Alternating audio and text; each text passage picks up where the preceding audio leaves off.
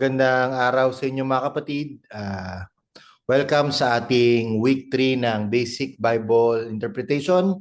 Salamat po sa patuloy na pag-attend para tayo ay matuto unang-una ng salita ng Diyos at ano yung mga wisdom na pwede nating matutunan para mas ma-interpret natin ng maayos ang kanyang salita. Before we start, let us offer this in prayer. Lord, maraming salamat po for this time na ibinigay mo sa amin. We thank you, Lord, for my brothers and my sisters that are here, that are willing to learn itong aming topic for tonight. We pray for your wisdom, we pray for your guidance, samahan mo kami, Panginoon, at ikaw ang siyang patuloy na maitaas, Lord. Salamat po sa pangalan ni Jesus. Amen. Amen. Before we proceed sa ating program,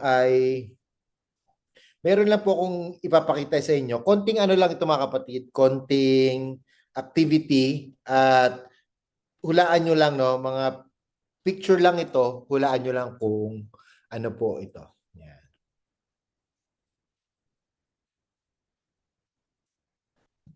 Yan. Ay, mabilis. Alam nyo na agad. Yan, nawalaan na kung ano to. Yan. Pwede nyo i-type sa inyong comment kung ano ito. Pasensya na po, technical difficulties. Naglalagay yung laptop. Yan. Siguro alam nyo na yung sagot, no? Chicago Bulls. Alright. How about this one? Para may idea lang kayo. Yan. Ito, madali lang din to. Kaya-kaya nyo to. Type nyo lang din sa inyong comment, sa chat box. Yan. Alam na. Oh, yan. Mercury drug. Okay. Meron pa. Sige. Subok lang mga kapatid. Yan. Alam nyo, ito, alam nyo rin to. Yan.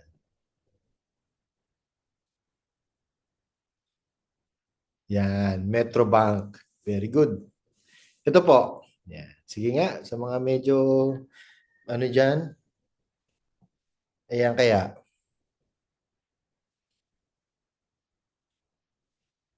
Yan. Alam nyo na, no? CEST. Bakit ko po ito pinakita? Because the last two sessions po natin ay pag-uusapan natin yung the big picture and the details of Bible interpretation. Importante ito mga kapatid para ma-appreciate natin ito pala ang pinaka-sentro, ito pala ang pinag-uusapan talaga sa Biblia. Kaya dito po sa ating week 3, we will zoom out. Okay, mag-zoom out tayo. We will see the big picture of Bible interpretation. So I think we have at least 3 to 4 questions, no, to answer itong ating mga tanong. First question is, what is the overarching message of the Bible? Ibig sabihin, ano yung pinaka-mensahe ng salita ng Panginoon? Alright?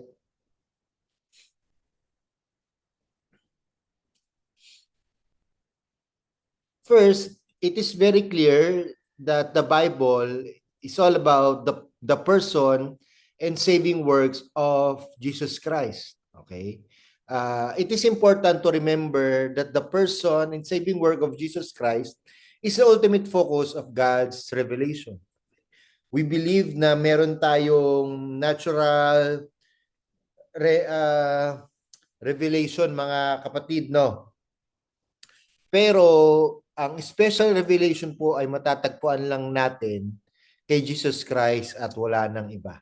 Okay? Kaya ang Biblia po is all about yung pag-introduce kay Kristo from the Old Testament, pinrapisay na siya, from the New Testament, pagdating niya, nung siya ay namatay, nabuhay, umakyat sa langit, at siya pinangako niyang babalik, doon po umiikot ang Biblia. At yan po yung mga reference natin mga kapatid. Makikita natin yan sa John 5 verse 39, Luke 24:27, and Hebrews chapter 1 verse 1 to 4. Look at this picture mga kapatid. Ang tawag po dito ay cross-references. Okay. We have more than 40 authors.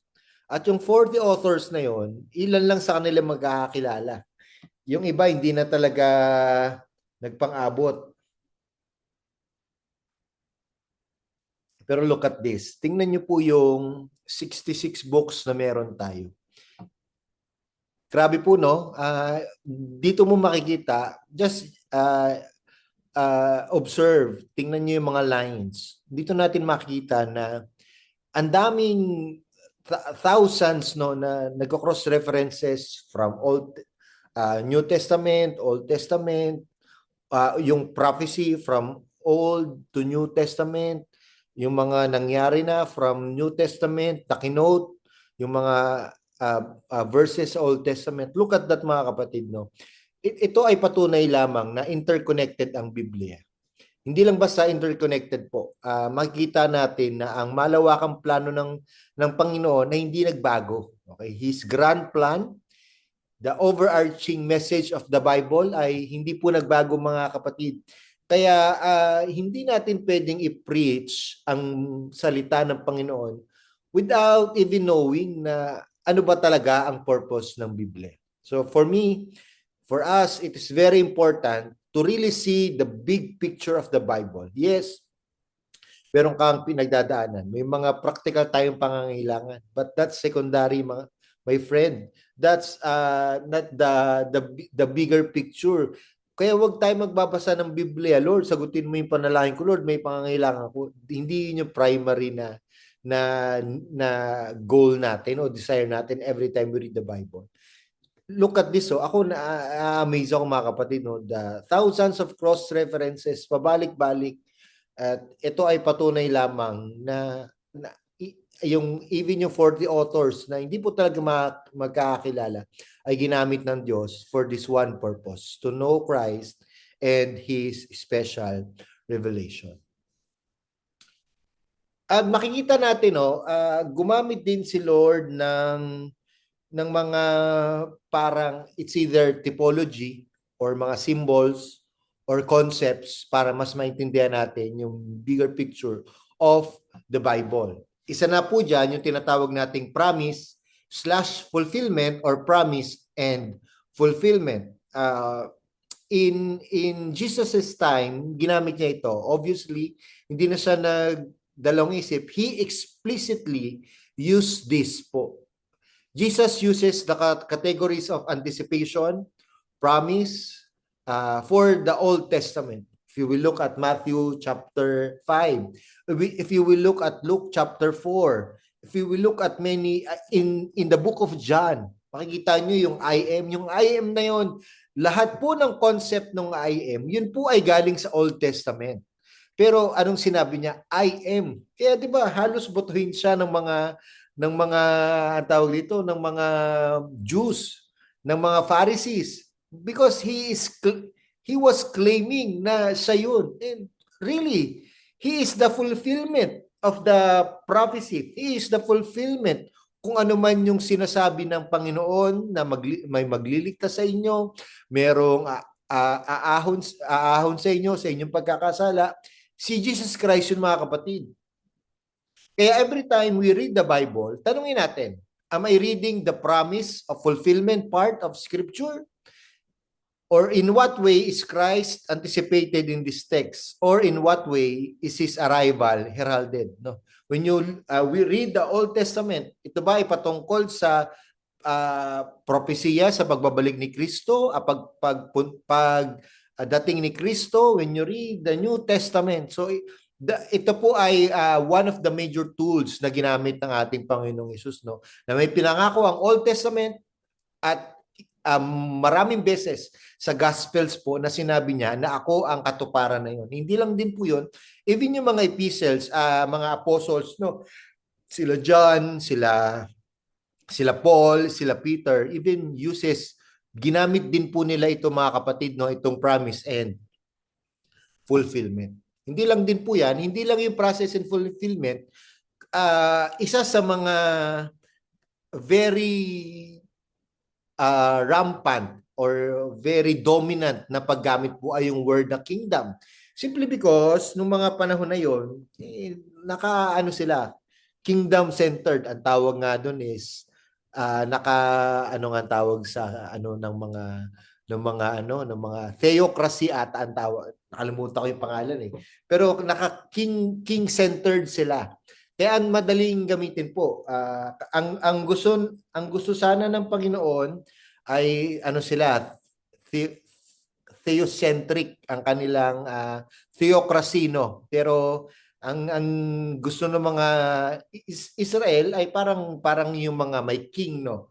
So kaya ang ginawa ng Panginoon ay para mas maintindihan ang concept, ginamit niya po yung word na kingdom. Okay? So ang sa Greek po ay basileo. Basileon, yan, basileo. From the basilio, yan po yun eh. Yung word na yan. So Jesus announced that arrival of the kingdom of God. In Mark 1:15, sa pagsisimula ng kanyang gospel, inannounce niya na po, the kingdom of God is near. Yan agad ang una niyang pag-announce, mga kapatid, nalalapit na ang kaharian ng Diyos. And we know that the kingdom of God, hindi lang basta nalalapit. It was inaugurated in Jesus' life, in ministry, na He was not, hindi lang siya yung taga-announce na malapit na ang kingdom. He Himself is the kingdom. He Himself, mga kapatid. So kaya nga the kingdom of God is forcefully advancing. Simply because siya mismo yun. Kaya nga nung pagdating niya, literal po na radical. Radical ang pagdating niya kasi yung mga Pharisees, yung mga scribes, yung mga ibang mga Jews, indayog lang sila sa tugtugan ng Roman Empire. But Jesus, it is very clear, talagang nandun siya really to shake, to advance the kingdom of God. Kaya sobrang allergic, irritated sa kanya especially the religious sect during this time. Kasi nga yung buhay nga mismo, parang hindi nila ma-imagine na itong anak ng karpentero, siya yung anak ng Diyos, no? Kaya mga kapatid, ito ay sampal sa mga Pharisees during this time. Hindi lang din po yun, hindi niya lang in-announce yung arrival at hindi lang basta nag-inaugurate yung kingdom sa kanyang buhay. Jesus also speaks of the consummation of God's kingdom in the future. No, yung kanya pong pagdating dito sa mundo ay ano lamang po yun, parte lamang ng kaharian, pagkumpleto ng kaharian ng Diyos. When God's people rest in the presence of God, and God's enemy will be subdued. So what we are experiencing right now, hindi pa po ito yung perfect kingdom. Okay? So ano pa lang ito, mga kapatid? Yes, we are forcefully advancing. Yes, we already experienced the kingdom of God. Pero sabi ng Panginoon, hindi pa ito. Hindi pa ito yung kabuuan ng kaharian ng Diyos. Ito ay sa kanyang muling pagdating, mararanasan natin yung kumpletong picture ng kanyang kingdom. At pag dumating yung araw na yon, sabi dito na magkakaroon ng kumpletong kapahingahan ang mga nananampalatay sa kanya, at problema naman po doon sa mga hindi naniniwala sa ating Panginoon. Kamatayan nga ang sabi. So if you will look at this, mga kapatid, no, meron lang sabi ni Roberts Vaughan sa kanyang God's Big Picture. So siya ay nagkaroon lang ng parang graph para maintindihan natin ang kingdom. So ang may kingdom stages daw, ang pattern of the kingdom, Genesis chapter 1 and 2, doon nilatag kung ano dapat gagawin, no, ng isang kingdom. The perished kingdom, alam naman natin ito, nagkasala ang mga tao. The promised kingdom, yung pinangako kay Abraham na I will bless you and you will be a blessing to others.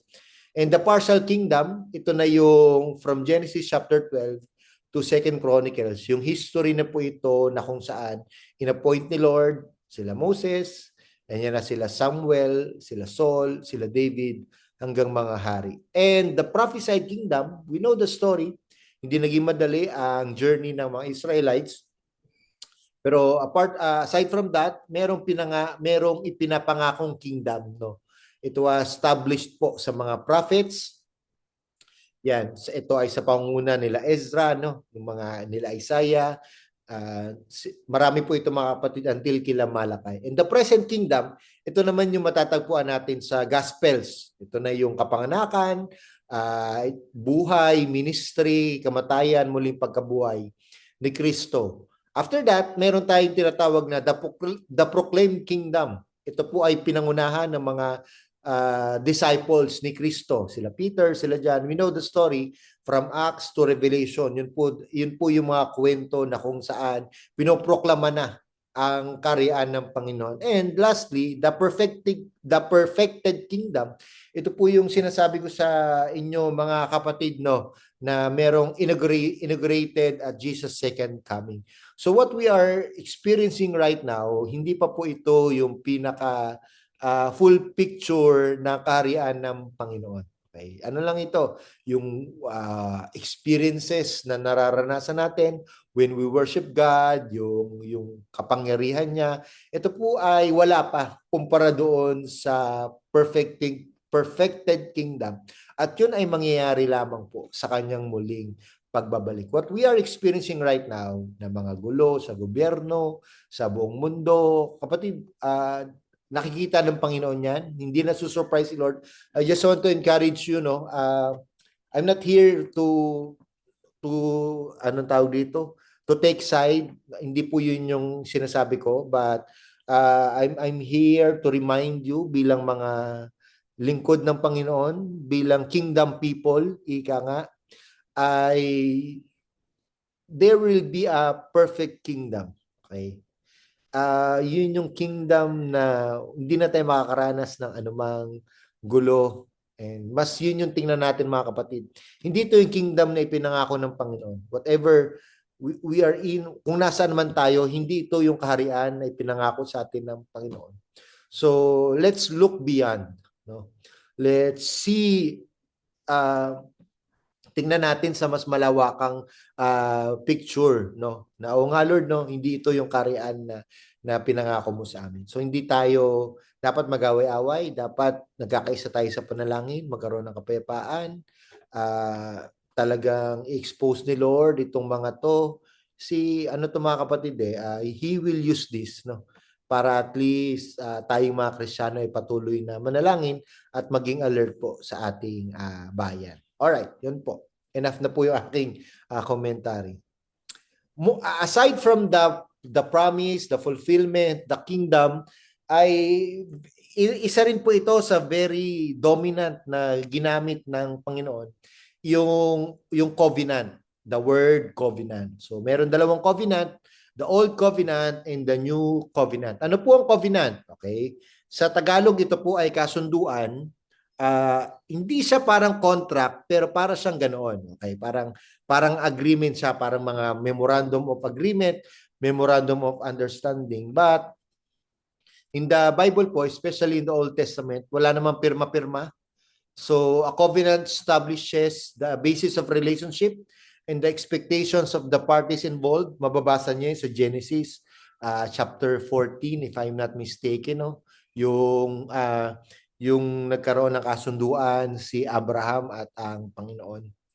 As well as consequences for not meeting those expectations. Yun yung merong hayop, hatiin nila sa gitna yung hayop na yon, at ang simbolo po noon ay kung ano man ang nangyari sa hayop, yun din ang mangyayari pag hindi natin tinupad yung kasunduan.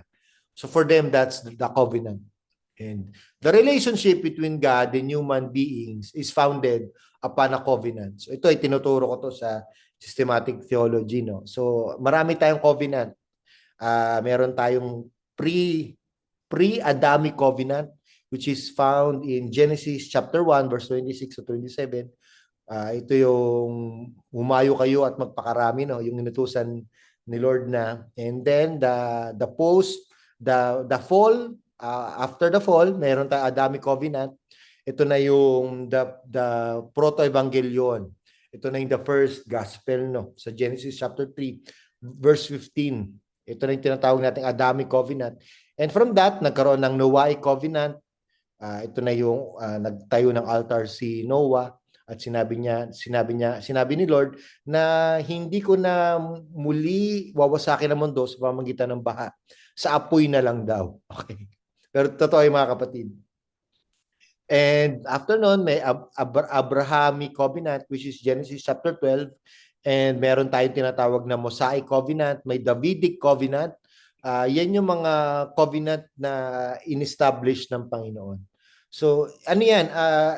Isa yan sa mga ginagamit ni Lord, no, to affirm His faithfulness, to remind them of kung sino ang Diyos na pinaglilingkuran nila, na ang lagi nga sinasabi, the God of Abraham, Isaac, and Jacob. Kasi yung nangako kila Abraham, kila Isaac at Jacob, alam nila yung kwento na yun. It is, ang context nun is covenant. Si Lord never nag-give up sa covenant. Si Lord never nag-fail. Si Lord never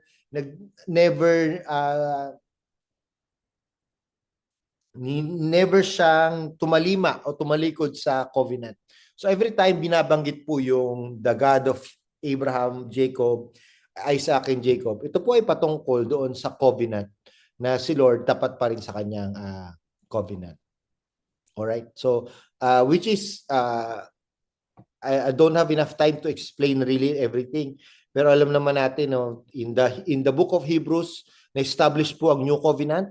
Ito po ay sa pamamagitan ni Jesus Christ. He is now the fulfillment, the embodiment of the new covenant. Whatever it is na sinabi niya kay Adam, kila David, ay ito po ay si Jesus na ang naging fulfillment po, naging kasagutan ng covenant na yon. Alright? Ano pa po ay meron dyan tinatawag na law and gospel. Yan. Bukod sa kingdom, bukod sa promise, bukod sa covenant, isa rin po ito sa mga very dominant din. Actually, even si Jesus, no, may mga sa Sermon on the Mount, very clear ito, no, in Matthew chapter 6, in chapter 7. Sila Paul, no, meron pa siyang mismong one book to explain the law in the gospel, which is Galatians.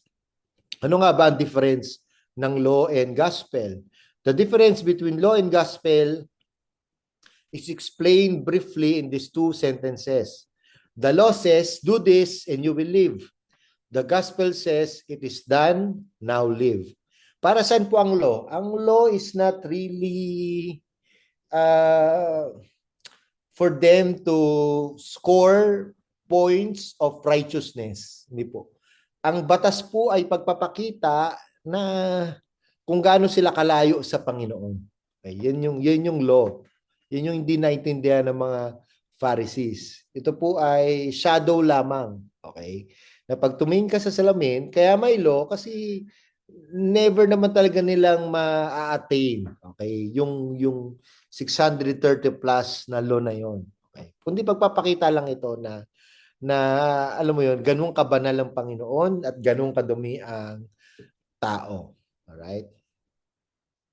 And ito ay sinagot na ng ating Panginoong Hesus, piniliwanag nila Paul, before I proceed, mas mataas ang gospel kaysa sa law. So tayo mga Kristiyano po, hindi na tayo nag-ooperate sa law. Nag-ooperate na tayo dun sa gospel. At yung driving force ng gospel na yon, which is yung love. Okay? Kaya tayo, yes, we have law, we have some policies, pero it's more than that. Tayo po ay nag-ooperate na according to the gospel of Jesus Christ. So tayo ay gospel people na. Hindi na tayo basta law enforcer. Hindi na tayo ganun mga kapatid. We are believers na very highlighted dapat ang gospel ng Panginoon. We are not aiming for approval kasi yun yung law eh, di ba? ang batas po ay kailangan mo sundin para ikaw ay hindi mahuli, hindi magkasala. Baligtad po ang gospel. Lahat ng law na yon ay tinupad na ng ating Panginoong Hesus. Now, live for me. Okay, parang ganun po. Short explanation lang. And lastly is meron tinatawag na salvation history. Ito po ay an expression used to summarize all of biblical revelation, culminating in the central saving event of Christ's life, death, and resurrection. Okay, that is, the Bible is a story of God intervening in history to save a people for Himself. Really, that's the essence of the Word of God, the Bible. Ito po ay tungkol sa kung paano niligtas. Kaya kung titingnan niyo po, no, from the book of Genesis, no, kahit nagkasala ang tao, ang unang nag-reach out pa rin ng Panginoon. No? Ano lang, pag-isipan nyo lang mga kapatid mabuti. Hindi naman unang lumapit si Adan at Eva. Di ba? Nagtago nga sila eh. Pero sino na nag-reach out? Ang una po nag-reach out ay ang Panginoon. Doon pa lamang po makikita na natin yung kaligtasan na iaabot ng Panginoon. Hindi lang yun. Even sila Noah, di ba? Na kahit sobrang sama ng mga tao, all parts ng salita ng Panginoon, ng Biblia po, is talking about paano tayo liligtas ng Panginoon. Kaya po ang bida dito, mga kapatid, hindi sila Joseph, hindi sila Moses.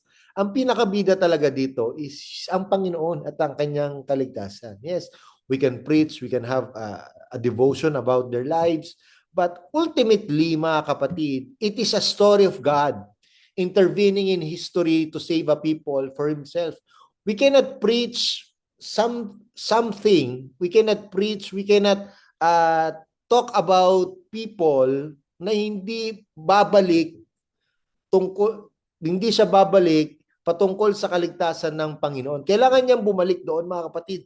Every time we have this devotion, every time we have this, hindi na-highlight dapat yung ginawa nila Moses. Hindi na-highlight dapat yung ginawa nila Abraham.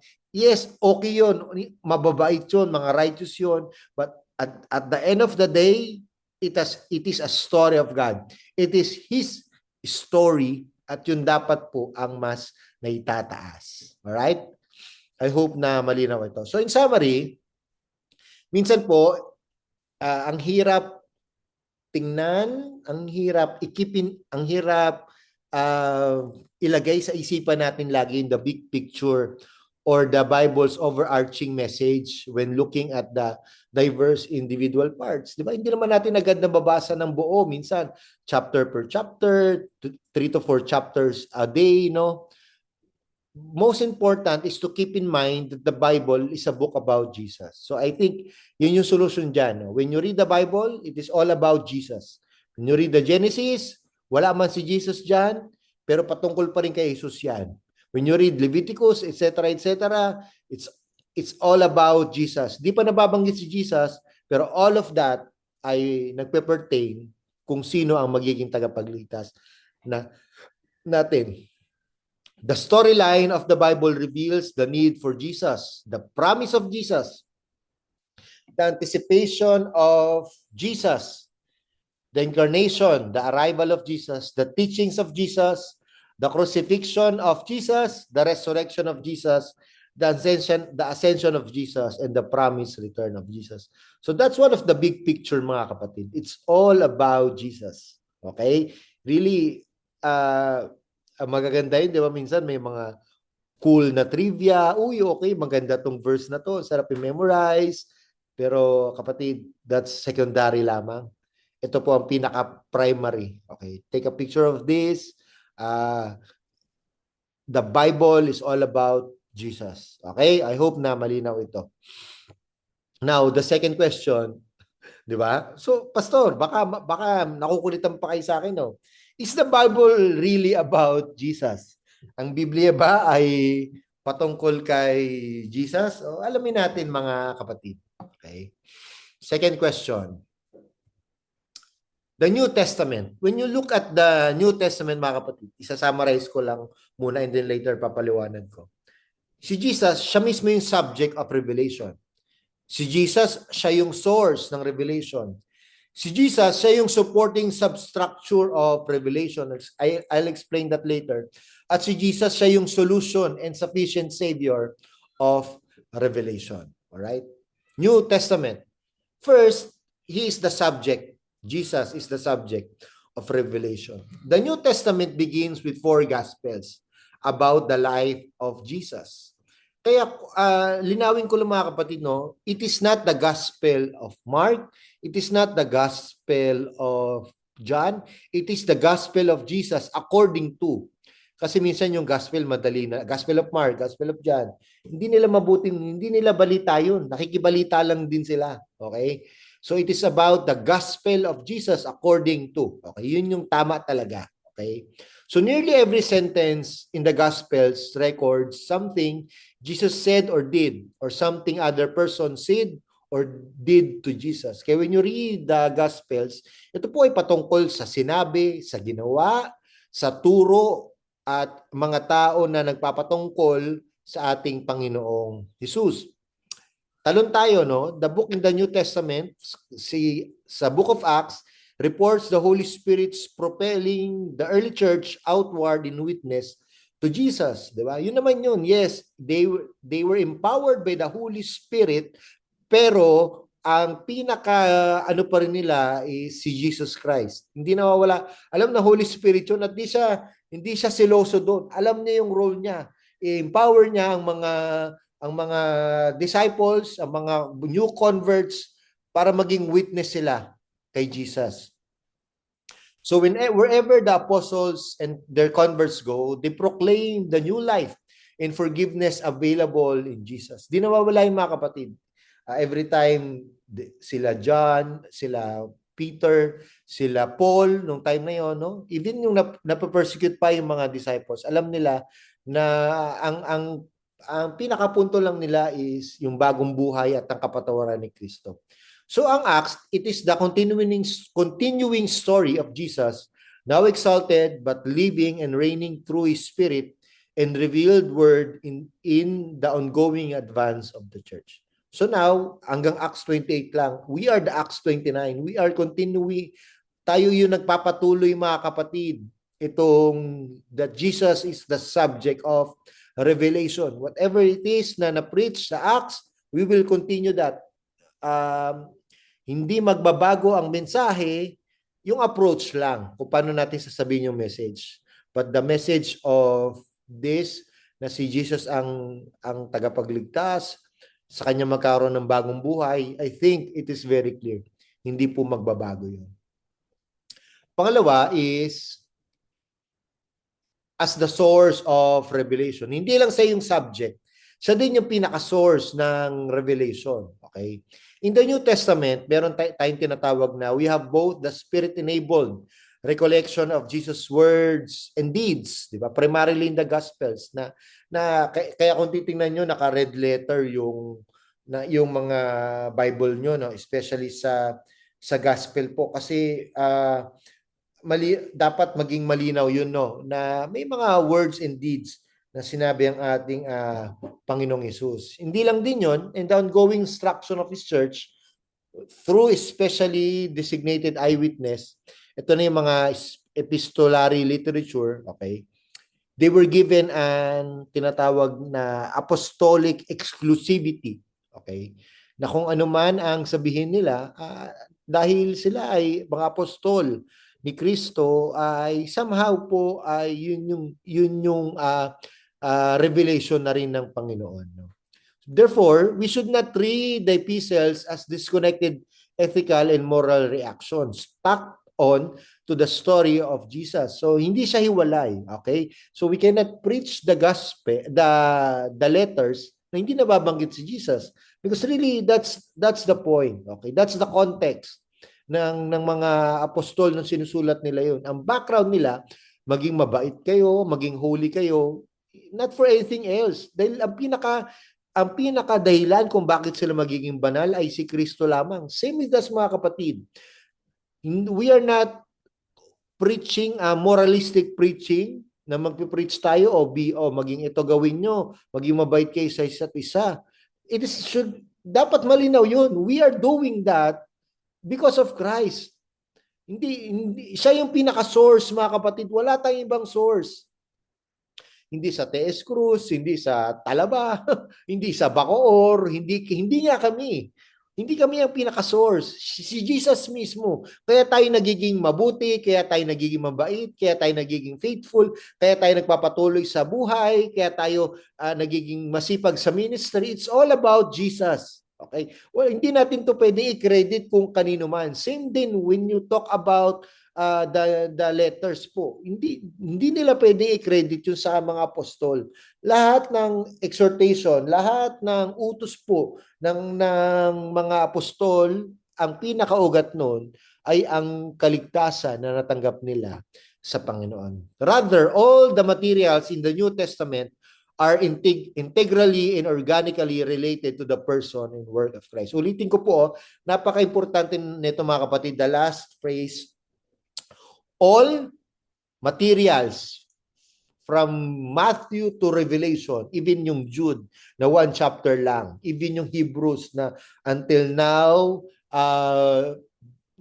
dinidebate pa rin kung sino yung author, even yung Second Peter na disputably, hindi pa rin malinaw kung sino ang author. All of that, mga kapatid, lahat ng na umabot sa canon, all of that are integrally and organically related to the person and works of Christ. Okay? So when you read the Bible, hindi natin pwedeng i-disintegrate ang ginawa ni Kristo, hindi natin pwedeng alisin ang ginawa ng ating Panginoong Hesus. I hope that is clear. So not just the source, but also He is the substructure of revelation. Okay? So Jesus in His person and work provides the undergirding, no? So the theological substructure for the expected response of God's people. So having said that, kaya po we can preach about sin. We can preach about the Holy Spirit. We can preach about the salvation. We can preach about the church. Kasi yun yung mga substructure. Pero ang pinaka-source nun ay si Jesus. Pastor, si Jesus lang ang pag-usapan natin, wala nang iba. Yes po, pero lahat ng mga pinipreach ng mga pastor, lahat ng mga materials na meron tayo, ito ay inalaw ni Lord really para tayo ay ma-equip, maintindihan natin kung sino talaga si Kristo. So many Christian authors and preachers fall into the error of moralism. Huwag niyong gawin to, o ito yung gawin nyo. When they fail to connect the ethical instructions in Scripture. Wait lang po. Pause lang po ako ng saglit, mga kapatid. Give me lang a few seconds.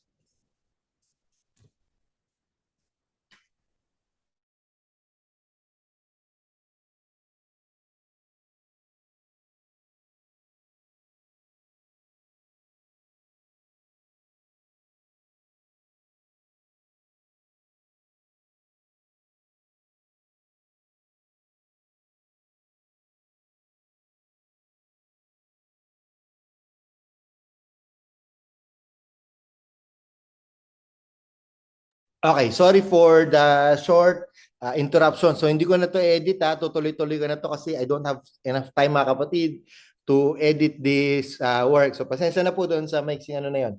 Alright, so saan na ba ako ito? Many Christians and authors, preachers, minsan ang nagfo-fall dito sa moralism, no? Huwag niyong gawin to, huwag niyong gawin yan. When they fail to connect the ethical instructions in Scripture with the finished work of Christ, and His subsequent empowerment of His people. Okay? So dapat malinaw, mga kapatid, lahat ng tinuturo natin, dapat ang pinakaugat nun is the finished work of Christ.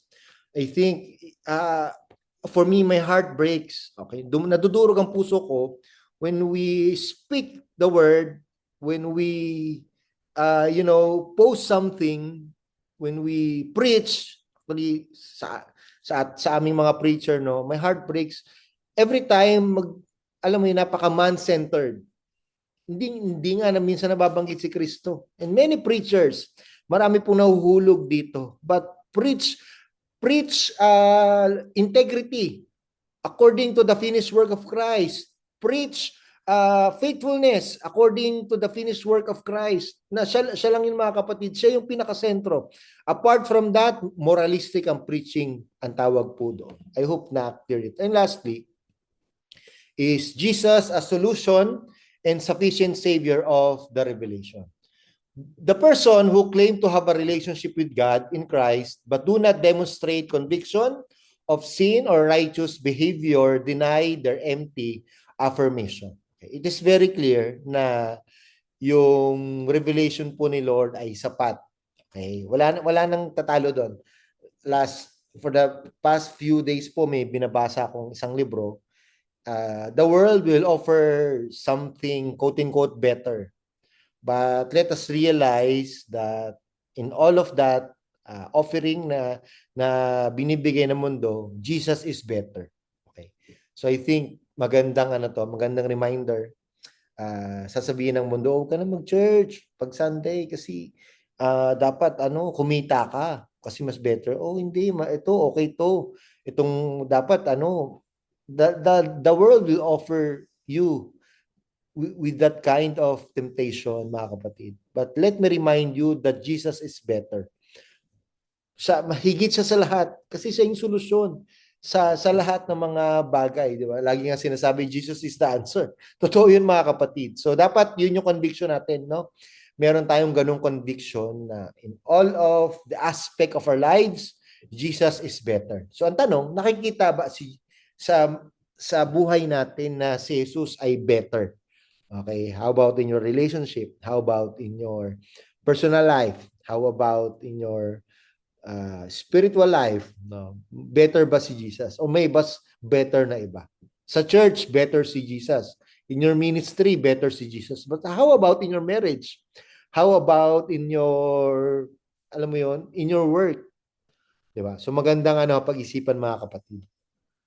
So when confronted with God's ultimate standard of holiness, whether in the Old Testament or New Testament, we are always reminded of our inherent unworthiness and are pointed to the sufficiency of Christ. Our sin is the problem, Jesus is the solution. So sapat na yun, wala na pong iba na binigay sa atin ang Panginoon, kundi si Kristo lamang. That's why we preach Christ. We will never preach na may mas better pa kay Christ, kundi si Kristo lang po sapat na.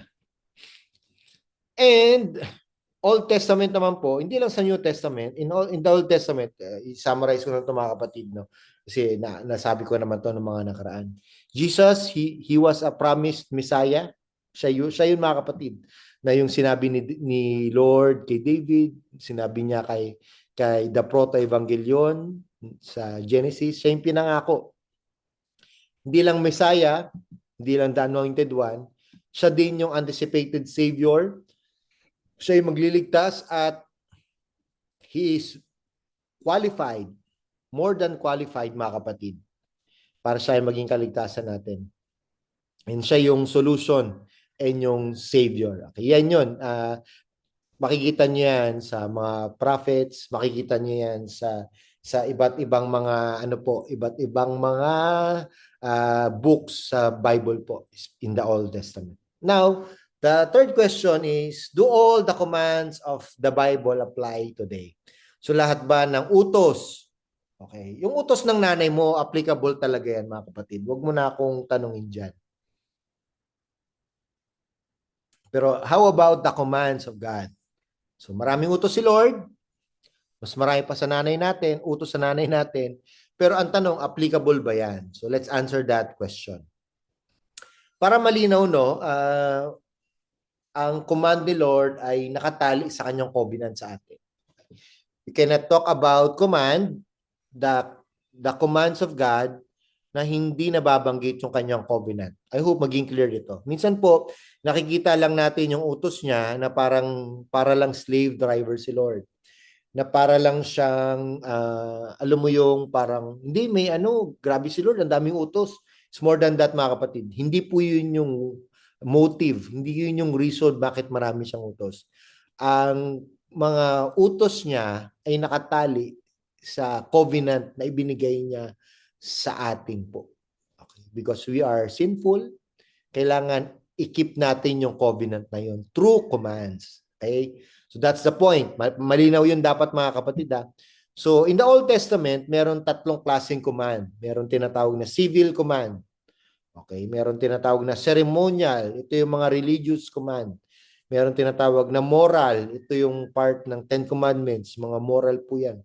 The ethical command. So at least that 636 the 636 commands po, yan po ang category niyan. Civil, ceremonial, and moral. Okay.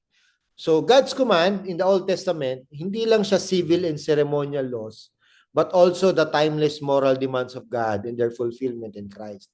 Yung tatlong yan, na-fulfill na po ni Kristo yan. Okay? Yung civil, na sinasabi sa Old Testament, fulfill ni Christ. Especially the ceremonial laws. Imagine nyo po mga kapatid, no? Before you can appear to God, ang dami mong gagawing seremonya. Literal po yun.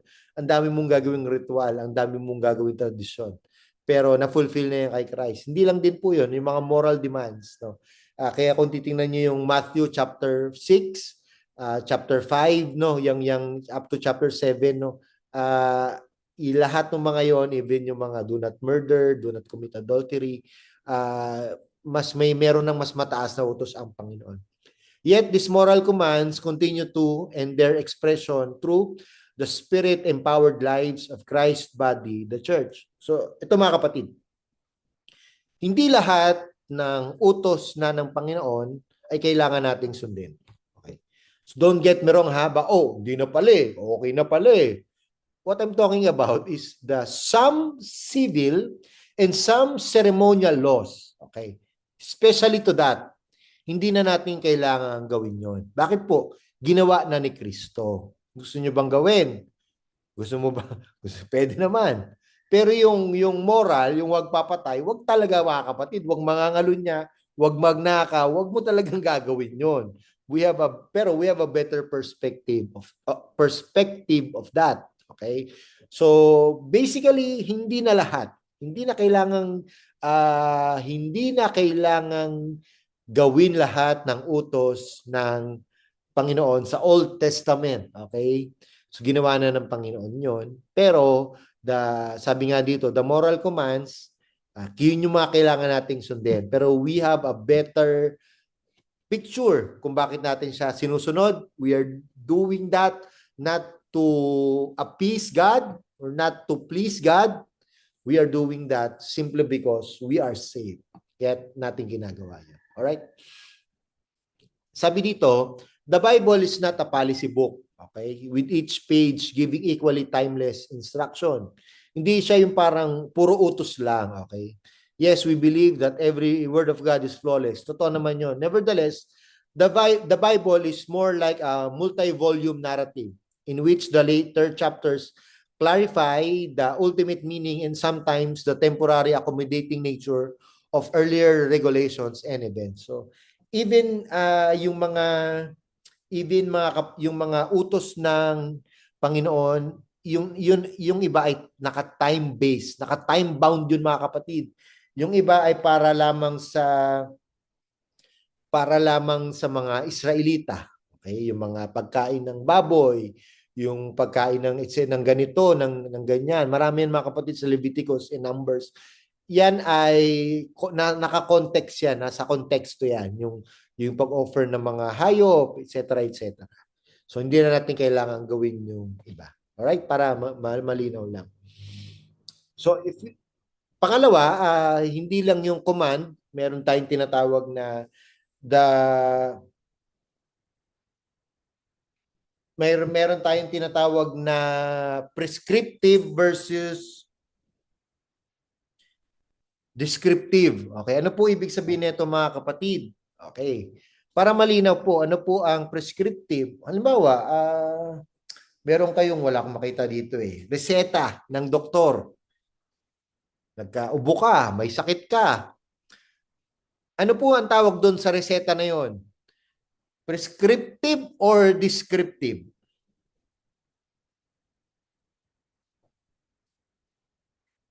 Yes, prescription po yun. Prescriptive, piniprescribe ka. Hindi yun suggestion ng doktor. Okay? Para gumaling ka, I will prescribe you a medicine. Okay? Ganun talaga siya mga kapatid. Yun ang nature ng reseta. Hindi yung FYI lang o FYI ha or share ko lang ha, merong gamot, bahala ka kung bibili ka o hindi. Never naging descriptive ang reseta ng doktor. Pangalawa, descriptive. Ano yung descriptive? Ito yung mga nababalita natin na may pumatay or may nagnakaw para ang tawag dito, mabuhay ang pamilya. Dinidescribe lang yun, pero hindi piniprescribe. Okay. So, balikan natin sa Biblia. Okay. Saan pong part ng Bible ang prescriptive? 10 Commandments. Prescriptive or descriptive? Okay. Ang 10 Commandments po ay ano po yan? Ang 10 Commandments ay prescriptive. Hindi po yan descriptive. Para malinaw lang sa atin mga kapatid. Never yan dinescribe lang. O wag kang mangangalunya. Ano ba to? Dinidescribe. Hindi po prescribe. Bawal talaga yan mga kapatid. Bawal magnaka, wag sasamba sa ibang Diyos-Diyosan. Okay? Prescription ng Panginoon yan. How about descriptive? Okay? Ang descriptive naman po, ito yung si Solomon ay merong 1,000 asawa. Hindi prescriptive yun mga kapatid. Descriptive, dinidescribe lang ng Bible yun. Okay? Mali yun. Kasalanan yun. But for to see the big picture ng Biblia, kailangan mailagay yun doon para makita kung gaano makasalanan ang tao. Okay? So yun yung mga ilang example lamang. So when you read the Bible, dapat natin makita, ang binabasa ko ba ay descriptive? Ang binabasa ko ba ay prescriptive? So if we reflect on what biblical texts are applicable today, it is also important to consider whether a text is prescriptive or descriptive. Okay? That is, does a text prescribe a certain action or does it describe the behavior? Kasi minsan, the way we read hindi, ito yung sinabi ng salita ng Panginoon. Yes, sinabi ng salita ng Panginoon. But piniprescribe ba yan or dinidescribe? I think yun yung magandang natin. So every time you read, Lord, tulungan mo ako, description or prescription. Okay? Para malinaw lang sa ating mga kapatid. Hindi lang din yon. Meron din tinatawag na the culture, the time, and biblical commands. Ano po ibig sabihin nun? First, commands that transfer from culture to culture with little or no alteration. 10 commandments, okay? Until now, nalilipat sa atin yan. Yun yung mga command na from culture to culture na transfer with no alteration. Meron namang commands that embody timeless principles and varying expressions in different cultures. Okay? Timeless principles siya, pero somehow, ito yung mga command, halimbawa, yung pagkain ng baboy. May mga lugar talaga, halimbawa, sa Middle East, for them, yung mga Christians doon, to respect the people, hindi sila nakain ng baboy. Pero alam nilang katotohanan. So, mga same lang po, some examples lang. So most Christians do not attempt to obey all the commands in the Bible. For example, the command to not wear clothes woven of 2 different fabrics, 'di ba? Yung cotton, tayo ngayon nagkakasala na pala tayo kasi kailangan isa lang ang fabric. Tayo ngayon synthetic saka cotton, paano 'yun, 'di ba?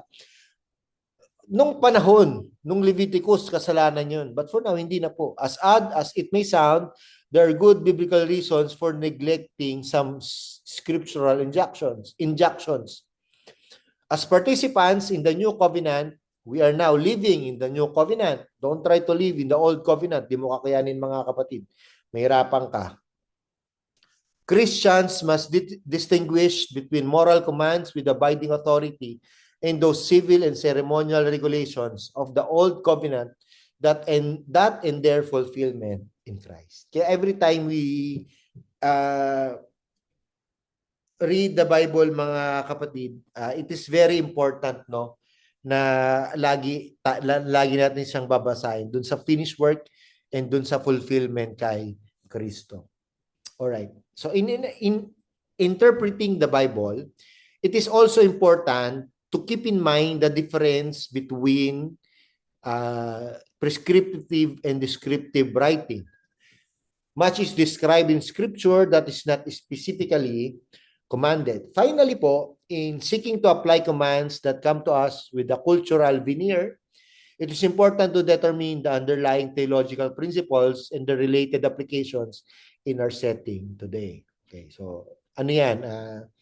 Hindi pwedeng porket sinabi ng nakita natin sa Biblia, gagawin na natin agad-agad. Hindi po. We need to have this discernment. Tingnan natin yung mga applications today. Okay, so maraming ano yan, maraming mga, halimbawa, yung tato. Yan, di ba? Sayang ang tato, di ba? Okay lang ba ang Christian na may tato? So, yun yung mga tanong na very sensitive, mga kapatid, di ba? Kasi yung iba sa nagkatato ay ano na, hindi pa sila Kristiyano. Pero how about that, di ba? Sabi sa Biblia, di ba, wag mong dudumihan ang katawan mo. Paano yung iba, pastor? Really, that's mga sensitive na questions. Yung mga lalaking naghihikaw, di ba? Yung mga ganun po. So, I think dapat may discernment, may proper, as a disciple of Christ, bakit nga ba natin ginagawa yun? Bakit ka nagpapatato? Bakit ka naghihikaw? Etc. etc. I think there should be kung yun ay trip mo lang at pagsisihan mo lang din, I think mali ang pagkaintindi mo. I'm not encouraging you, mga kapatid, pero I'm just saying na ito ay mga iilan lamang na mas kailangan pag-isipang mabuti. Okay. For me, ako, wala po akong tato. Okay, wala akong hikab. Before meron. Ngayon wala na. For me, ang stand ko po ay